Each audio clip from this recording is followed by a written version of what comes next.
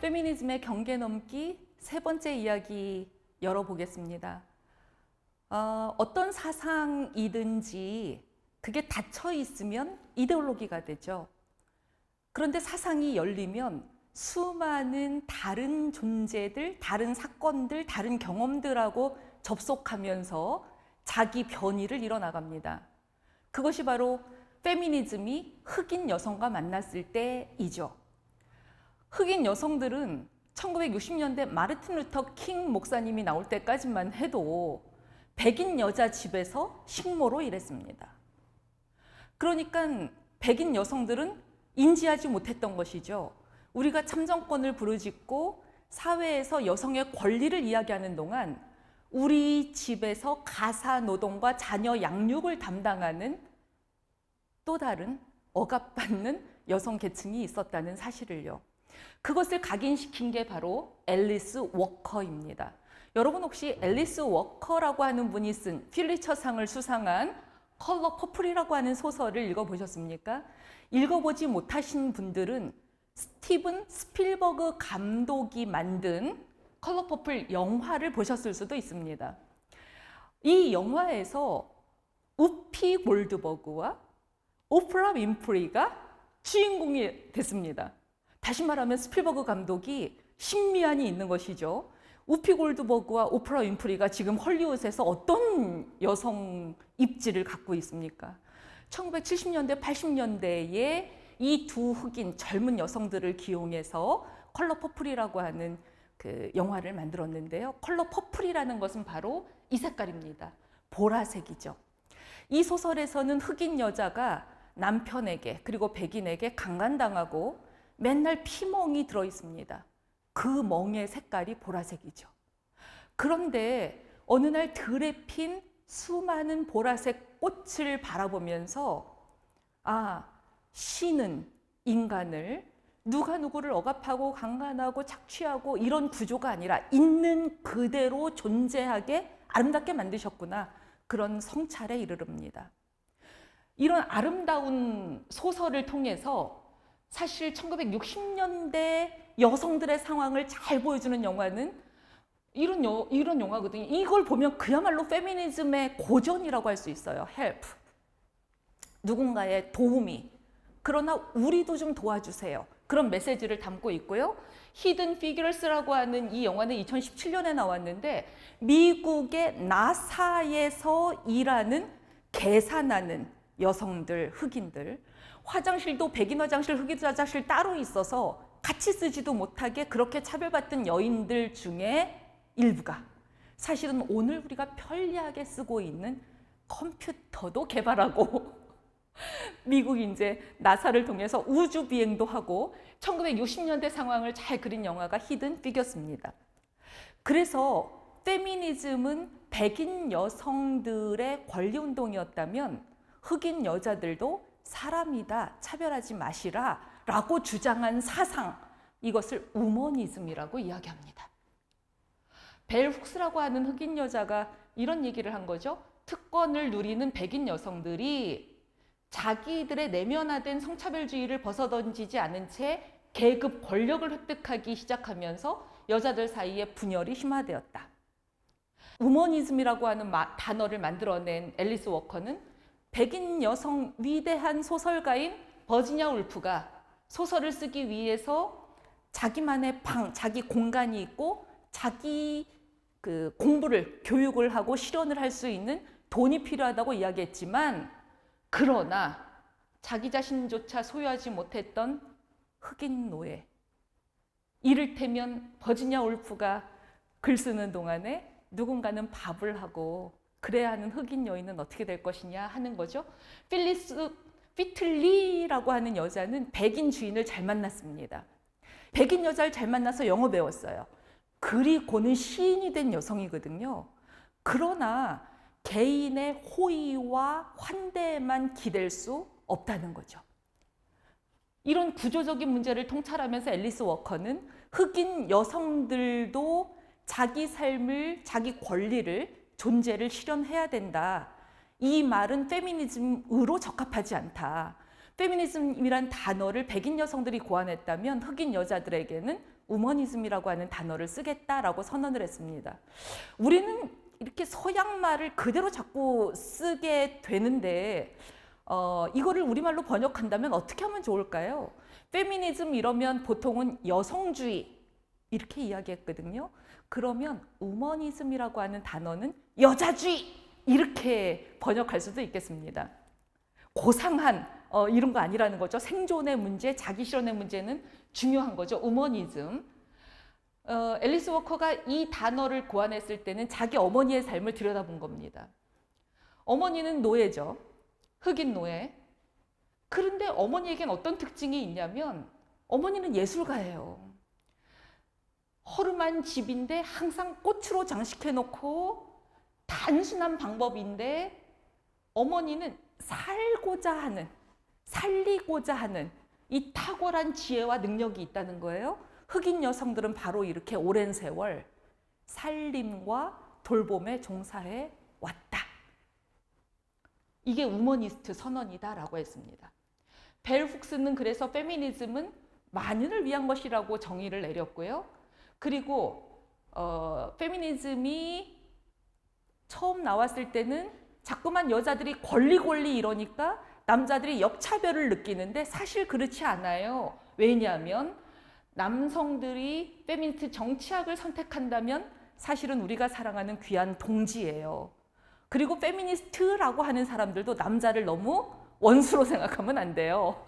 잘 결혼하고 잘 사랑하고 함께 좋은 세상 열어가자는 사상이 페미니즘입니다. 라고 썼습니다. 그래서 사랑, 자비 이런 단어들을 적극적으로 쓰기 시작한 게 바로 우머니즘의 공로이기도 하죠. 권리, 평등 이런 단어보다 사랑, 자비 훨씬 더 좋지 않습니까? 페미니즘은 살아있습니다. 살아있는 건 무엇이든 변화하고 성장하는데요. 좋은 사상일수록 나무처럼 자라지 않고 뿌리처럼 뻗어나간대요. 이것을 리솜이라고 부릅니다. 나무처럼 자란다는 건 뿌리를 든든히 딛고 자기 혼자 높아지는 건데요. 리솜이라고 하는 구조는요. 잔디 같은 거 한번 생각해 보세요.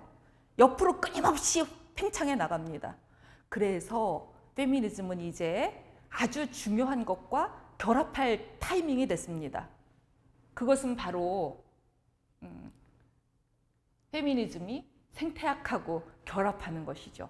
왜냐하면 1960년대에 또 한 권 눈여겨보아야 하는 책이 1962년에 나온 침묵하는 봄이라고 하는 책입니다. 엘 고어 미국의 노벨 평화상을 받은 환경운동가, 부통령 출신의 이분이 20세기를 바꾼 책으로 꼽았습니다. 인류의 역사의 문턱을 넘는데 중요한 책을 꼽자면 프로이드의 책, 마르크스 책, 찰스 다윈의 책, 그리고 레이첼 칼슨의 책, 이 정도입니다. 칼슨이 태어난 펜실베니아주는 이 여자의 생일을 기념해서 5월 27일을 레이첼 칼슨 데이라고 정했습니다. 타임지가 선정한 20세기를 변화시킨 100명 중에 들어갑니다. 레이첼 칼슨은요, 해양 생물학자였어요. 어느 날 고향을 방문해 봤는데 조용해요. 새가 울지 않아요. 우리 같으면은 그냥 지나갈 수도 있는 이 작은 사건에 칼슨은 왜를 질문합니다. 나 어릴 때는 새가, 종달새가 우짖었는데 왜 지금은 조용하지? 과학은 관찰로부터 출발하잖아요. 그래서 칼슨이 관찰해 보니까 종달새가 먹어야 되는데 곤충들이 사라졌어요. 곤충들이 잡초를 먹고 그래야 되는데 DDT 회사가 제초제를 너무 많이 뿌려가지고 이 곤충들이 먹을 게 없으니까 곤충을 잡아먹는 종달새도 사라졌어요. 이 먹이사슬에 문제가 있다. 그래서 DDT 회사가 위험하다라고 하는 것을, 환경에 위험하다라고 하는 것을 고발했습니다. 1960년대, 70년대에 한국이라고 하는 상황은 막 개발이 되면서요. 여자아이들 중에 머리에 이가 많은 애들이 있었어요. 머리가 길면 이가 많았죠. 엄마들이 막 찬빗으로 빗어줬습니다. 그러면 저녁마다 자전거나 오토바이가 동네를 지나다니죠. 연기가 나옵니다. 아이들이 막 쫓아다녀요. 그러면 이가 죽는데요. 그게 바로 DDT였잖아요. 우리는 모르고 그렇게 쫓아다녔는데 연기 나는 자전거가 오고 그러면 동네 아이들 모두 다 쫓아다녔죠. 그런데 60년대에 칼슨은 이 DDT 회사가 왜 생태계에 가장 위험한지 고발하는 책을 썼는데 회사가 가만히 있겠습니까? 이 여자를 노처녀가 미쳤네. 꼭 그렇게 개인 문제를 가지고 또 얘기를 하죠. 이 여자는 암에 걸렸습니다. 그래서 64년에 책 쓰고 세상에 2년 만에 세상을 떠나네요. 그런데 1960년대에 어떤 중요한 일이 있었냐면 인류가 달을 간 거잖아요. 인류가 지구라는 몸 바깥으로 처음 나가봤습니다. 아폴로 11호죠.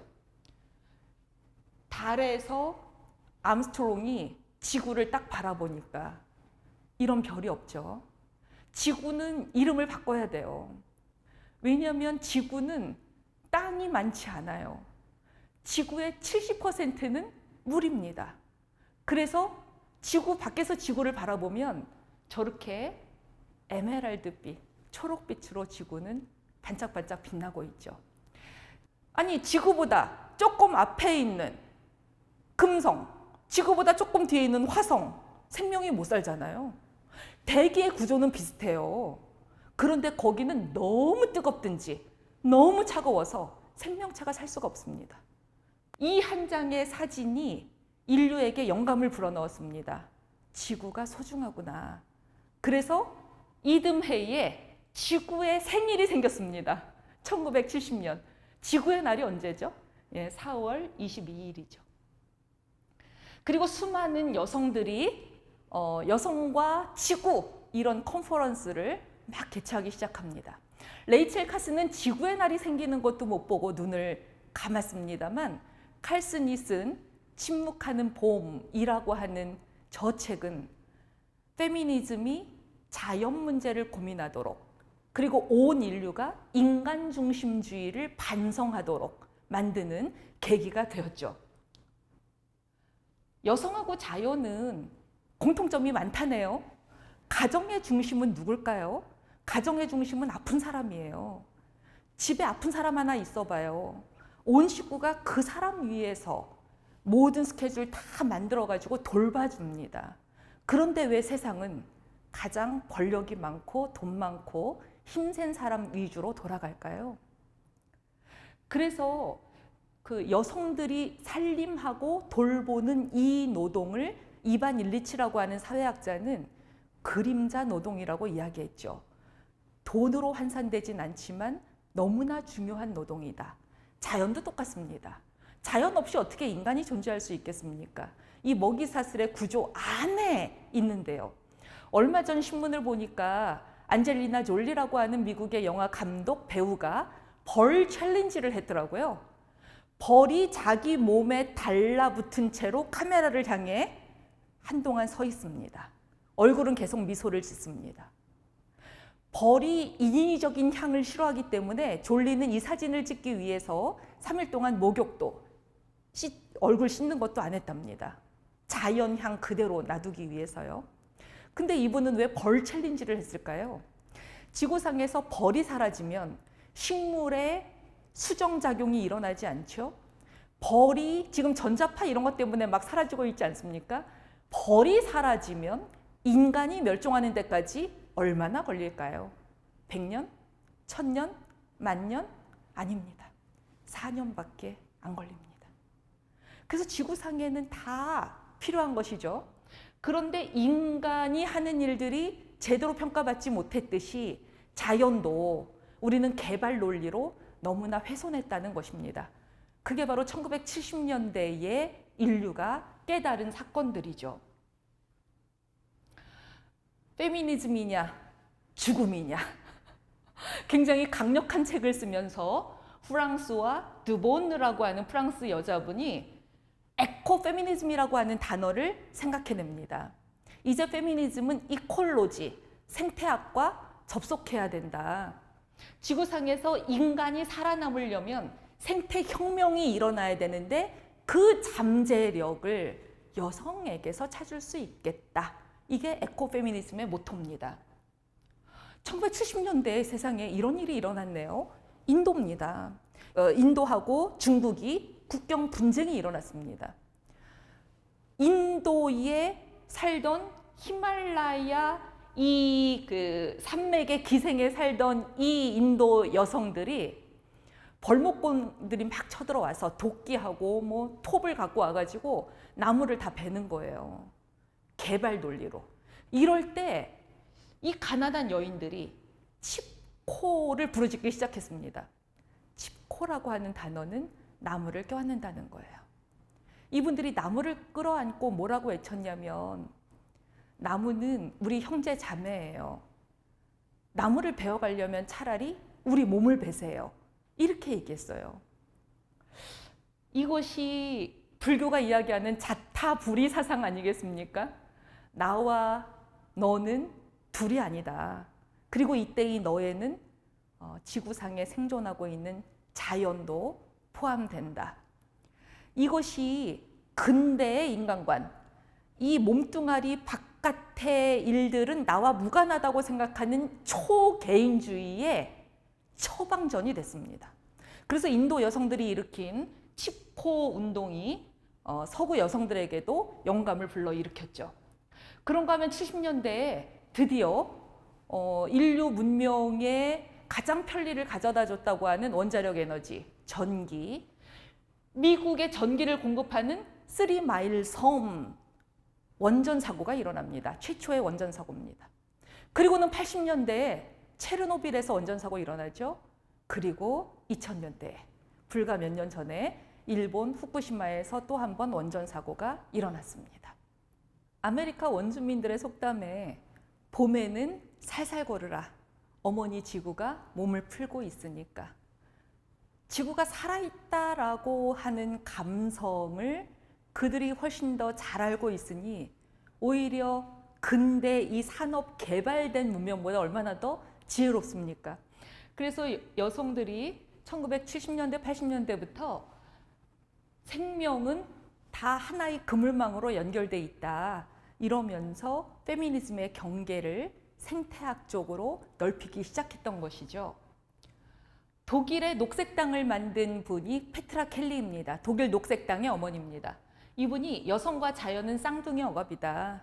눈에 보이지 않고 무가치하게 취급된다.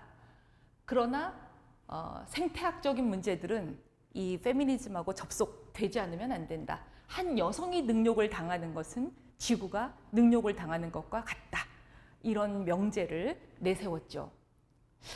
근대라고 하는 시간은 찰리 채플린이라고 하는 배우가 모던 타임스, 근대라고 하는 시간을 고발한 그 풍자한 영화들에서 잘 나타나지만 인간이 이렇게 기계 부속품으로 전락한 시간이었습니다. 이 근대라고 하는 시간은 프란시스 베이컨이라고 하는 영국의 철학자가 16세기 분이잖아요. 이런 시를 썼네요. 근대라는 시간의 탄생입니다. 근데 이 근대라는 시간은 남성적 시간이래요. 왜냐하면 진실로 내가 왔노라. 그녀의 아이들을 다 거느린 채 그녀를 너에게 데리고 왔노라. 근대라고 하는 너 앞에 그녀의 아이들이 누굽니까? 자연 자원을 가리킵니다. 근대라고 하는 시간, 내가 왔다. 자연 자원들을 다 거느리고. 그러니 아는 것이 힘이다 라고 하는 명제는 뭐가 될까요? 자연 안에 석유가 있네, 구리가 있네, 다이아몬드가 있네, 금이 있네. 이거를 알게 됐습니다. 그 다음에 인간들이 어떻게 하나요? 그거를 캐다가 상업화해서 부를 축적해야 되잖아요. 영국이 아프리카의 어느 해변에 금이 많은 거 알았잖아요. 그 다음에 뭐 합니까? 바로 제국주의 역사와 나란히 갑니다. 이르니 아는 것은 힘이다 라고 하는 명제는 얼마나 그 자체가 이데올로기적인 속성을 갖고 있죠. 근대라는 시간은 그랬습니다. 우리가 아이들이 많이 읽는 그림 형제가 만든 동화 헨젤과 그레텔 보면 아이들이 부모는 이 드라마에서 이 동화에서 주인공이 아니에요. 근대라는 시간은 근대라는 새로운 시간을 열어갈 남자, 여자 두 어린이. 그런데 과자로 만든 저 집에 사는 할머니, 그게 마녀라는 거잖아요. 그래서 할머니를 어떻게 합니까? 사실은 이거는 잔혹동화예요. 할머니를 끓는 물에 빠뜨려서 죽이고 막 이러잖아요. 그러면 이 동화가 상징하는 게 뭐였을까요? 바로 그 할머니는 늙은 자연을 가리키죠. 그래서 근대라는 시간은 인간이 주체가 되어서 자연을 정복하고 개발하고 저 자연은 살아있지 않다. 죽은 물질일 뿐이다. 그래서 새로운 시간을 열어가는 인간 주체를 강조하는 또 그런 동화라고 많이들 또 비판도 합니다. 유발 하라리라고 하는 이스라엘 그 히브리 대학의 거시 역사학자가 인간이라는 존재의 학명이 호모 사피엔스거든요. 사피엔스라고 하는 책에서 인간이 거쳐온 수많은 혁명들을 통해 인류가 걸어온 길이 과연 행복했는가를 반문합니다. 사피엔스는 같은 호모 속에 속한, 같은 인간족에 속한 다른 종족들까지 다 멸종시키고 자기보다 몸집이 훨씬 큰 맘모스, 공룡 다 멸종시키고 지구상의 신생대 홀로세라는 시간 속에서 지구 드라마의 주인공 자리를 꿰찬 단박에 스타덤에 오른 그게 바로 인류죠. 원래 인류는 그렇게 자연 생태계에서 주인공이 될 수 없었거든요. 인간이 이 인지혁명이 없었던 시절, 불을 사용하지 못했던 시절, 그런데 인간은 지금 지구상 먹이사슬의 최정점에 서 있습니다. 바로 이 수많은 혁명들을 거치면서요. 그런데 지구라고 하는 이 생명의 보금자리는요, 46억 년 동안 인구가 그렇게 많지 않았거든요. 인구의 폭발적 성장이라고 하는 것은 바로 17, 18세기 이 무렵에 일어납니다. 그리고 인간의 수명이 길어지죠. 이게 바로 과학혁명 덕분입니다. 이렇게 되니까 1989년에 세계 인구의 날을 제정했어요. 왜? 87년이 지구 인구가 50억을 돌파했거든요. 18세기까지는 10억도 안 됐다고요. 근데 세상에 20세기에 두 차례 전쟁을 치르고도 50억이 됐다잖아요. 그리고 지금은 79억 정도 되는 거 아닌가요?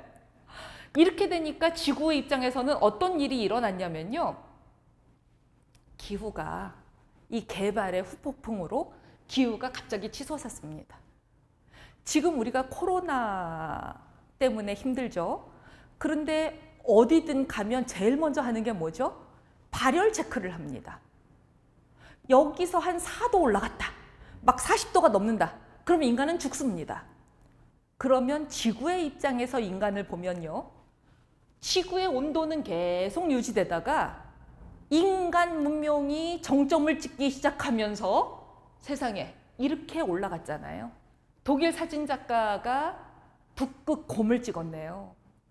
빙하가 녹아가지고 곰이 이렇게 말랐습니다. 북극곰의 눈물, 우리 이런 다큐멘터리 봤죠.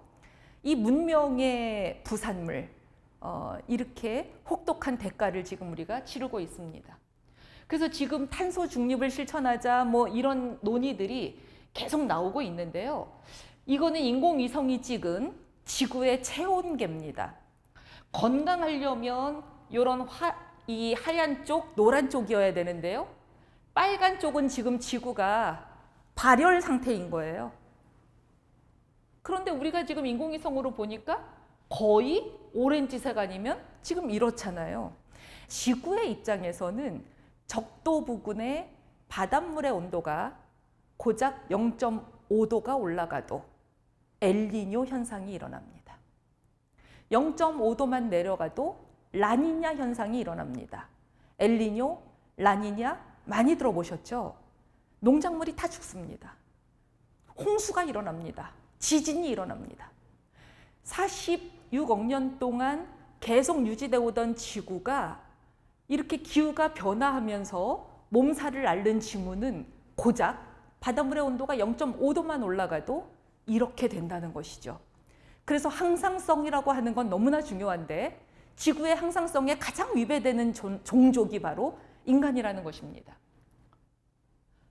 아이슬란드 빙하가 드디어 녹아내렸어요. 없어졌어요.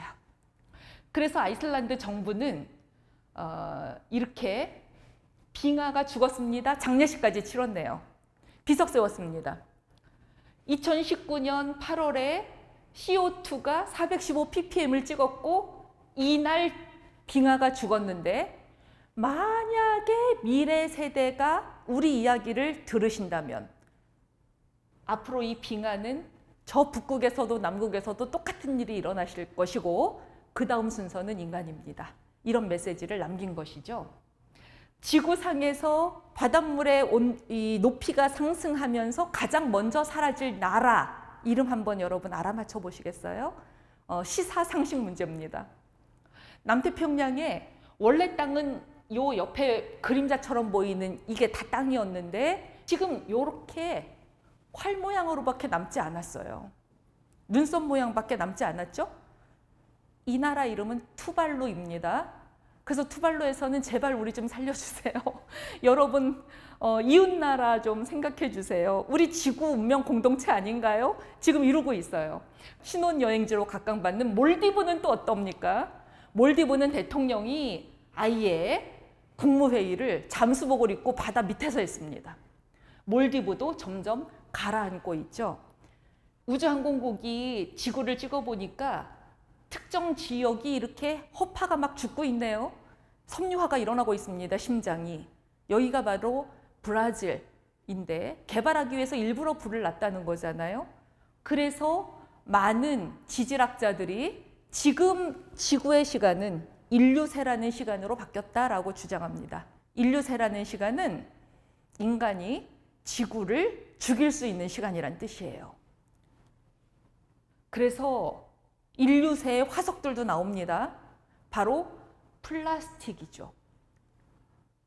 이거는 이제 미국의 그 사진가가 찍은 알바트로스라고 하는 새인데요.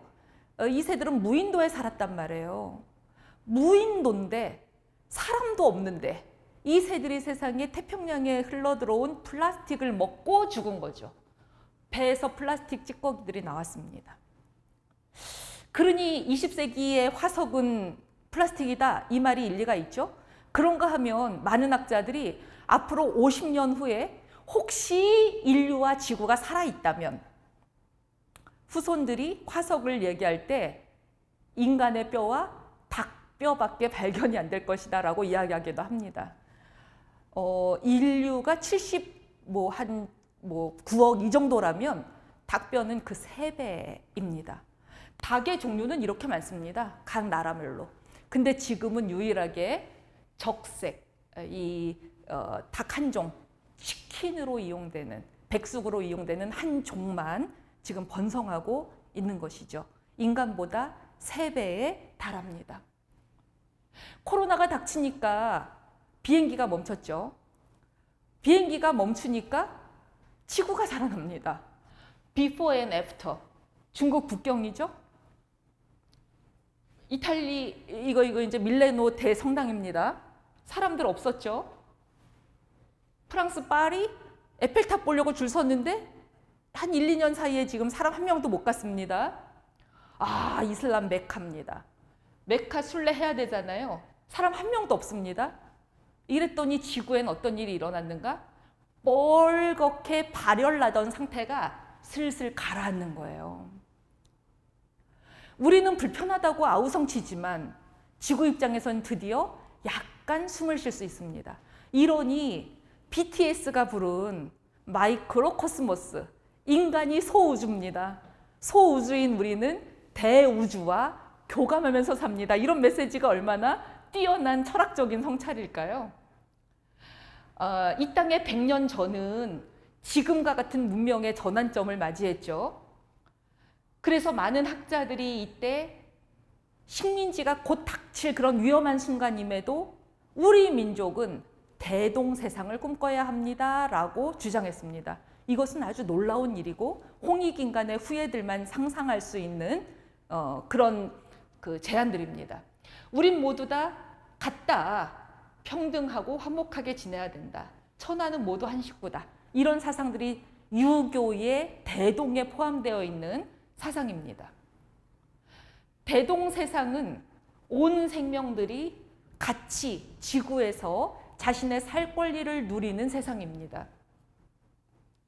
그래서 지금 우리는 지구는 살아있다라고 하는 생각을 좀 할 필요가 있는데, 이 이야기는 제 이야기가 아니라 영국의 제임스 러브록이라고 하는 학자가 지구의 이름은 수구, 혹은 지구는 살아있는 대지의 어머니, 지구를 가이아라고 불러야 합니다. 이렇게 주장을 했죠.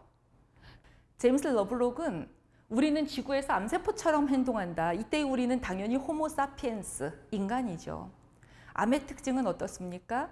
유독 암세포는 숙주가 죽을 때까지 결코 죽지 않는 세포입니다. 건강한 세포가 돌연변이를 일으키면 암세포로 바뀌죠. 인간이 암세포라고 지적하는 이 말은 인간이 지구를 죽이고서야 정신 차리겠냐고 하는 예언자적인 메시지입니다. 인간의 욕망과 권리만 생각하지 말고 지구와 화해하자. 여러분, 이 대목까지 가면 과학은 시가 됩니다. 이분은 과학자거든요. 근데 가이아라고 하는 학설을 내세우면서 인간에 대해서 이런 메시지를 남겼습니다. 지금은 이미 탈근대를 이야기하는 요 길목에 코로나가 닥쳤는데요. 세계를 탈마법화했습니다.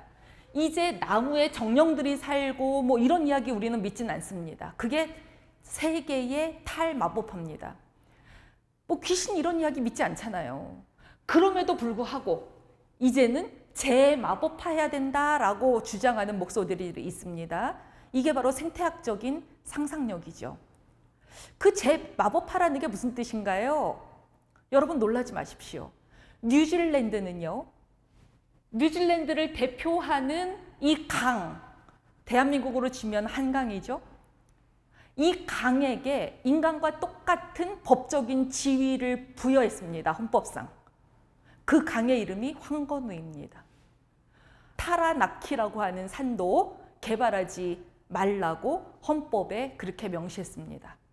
이제 누군가가, 어느 회사가 산과 강을 개발하려고 하면 변호인단들이 산과 강을 대리해서 법적인 살 권리를 주장할 것입니다. 이게 바로 재마법화 이야기입니다. 지금 에콰도르 같은 나라들도 세계를 재마법화하는 움직임에 동참하고 있습니다. 문명의 발전 속도를 이제 조금 늦춰서 같이 살아야 된다. 이런 움직임들이 일어나는 것이죠. 그래서 저는 이 생태학과 페미니즘이 결합되면 강한 자가 살아남는 게 아니라 공생하는 인간이 살아남는다고 하는 이런 인간관. 호모 사피엔스는 자기 머리 좋다는 것으로 다른 모든 생명체를 다 짓밟고 혼자 1등이 돼야 되는 세상이라면 심바이오스, 모든 바이오 생명들이 함께 지구에서 번성해야 한다. 아마 코로나를 지나면 우리는 공생할 줄 아는 인간만 진화할 것입니다. 그래서 페미니즘은 지금 이 순간에도 생태학과 계속해서 리좀처럼 대화하면서 자기 세계를 확장하고 있습니다. 지구상에서 모든 생명이 다 같이 살 권리를 누리기 위해서 말이죠. 이렇게 세 번째 강의를 들으시고는 여러분 어떤 생각 들으십니까? 아, 좋은 사상은 고작 자기만의 권리를 주장하는 것이 아니라 주변의 다른 생명, 무생명 다 같이 연대해 나가는구나. 그렇습니다. 그래서 페미니즘은 끊임없이 경계를 넘을 것이고요.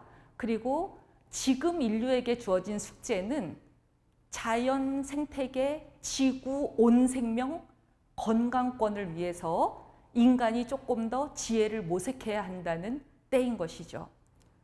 그래서 페미니즘과 생태학은 이렇게 대화하면서 앞으로도 창조적인 이야기들을 써나갈 것입니다. 여러분의 삶에도 생명이 충만하시기를 기원하면서 세 번째 강의를 마칩니다. 경청해 주셔서 감사합니다.